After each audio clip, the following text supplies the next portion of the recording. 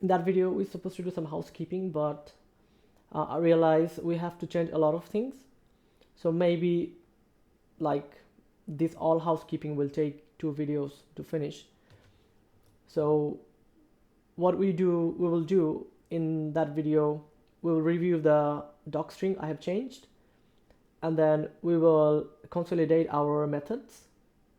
We will add some restrictions for the users, and then if we will have time we will continue, or in the next video we will also add few more other stuff and the test in upcoming videos. So let's have a look what I have changed in my current project.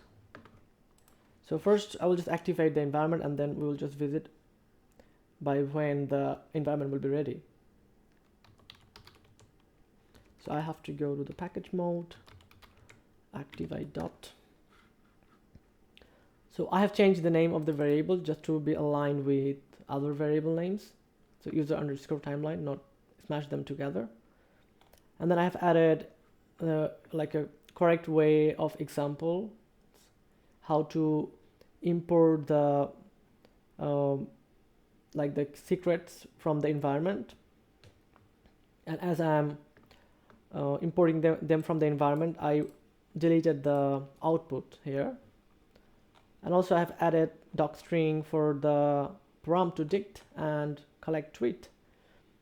Here is like full example how someone can get the tweet. And also just one thing to note, the param to dict, I haven't added an example because that's an internal function, and I think that's only for the developers, and user don't need to use that, as user won't be using that.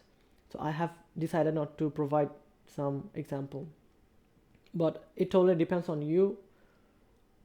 For that project I feel like it's fine. That's a very simple function, and when someone developing the project they will easily understand that. So now let's go to see like the things I want to change in that project. So one condition we have in that when providing the resource param, what we learned from the Twitter doc, if the user provide the count, then include RTS must have to be 1. So what we want to do, we want to omit that include RTS from the struct, and if the user provide count, then we will add the include RTS 1 silently inside of the dictionary, and that will also remove one of the parameter so that user don't need to care about that.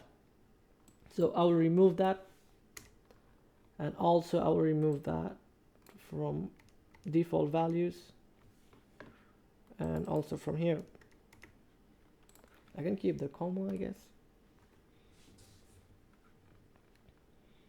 And now I can write a if-else statement where I will check if the final parameter dict has a key count, and if it has a key count I will add the include RTS in the dict. So if there is a function called getKey, so first we can check that how to use that function.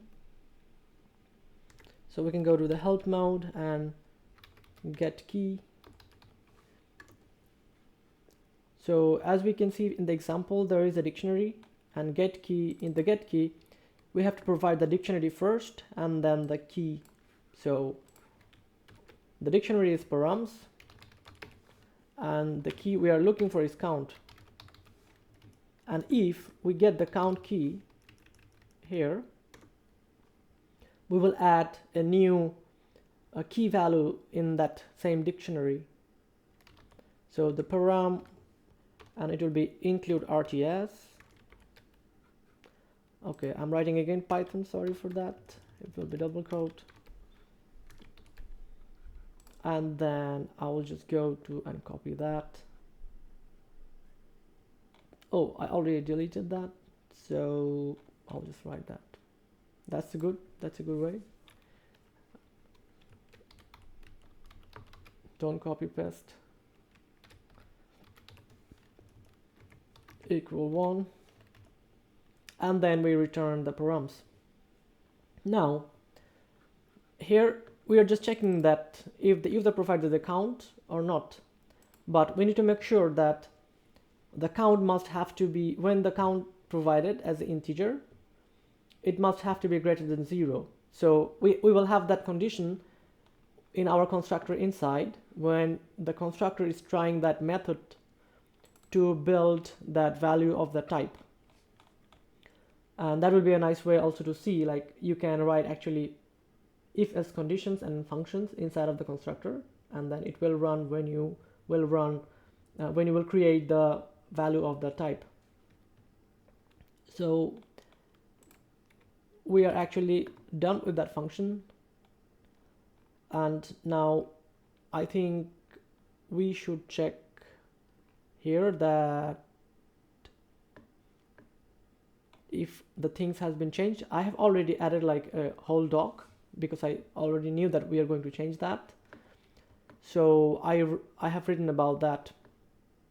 By default, providing a value count, so it will be a value of the include RTS will set to 1 silently. So our also doc is ready for that, and we also need to change our examples because the last value was include RTS. So I will just delete that. And now we need to do two kind of test more. One is,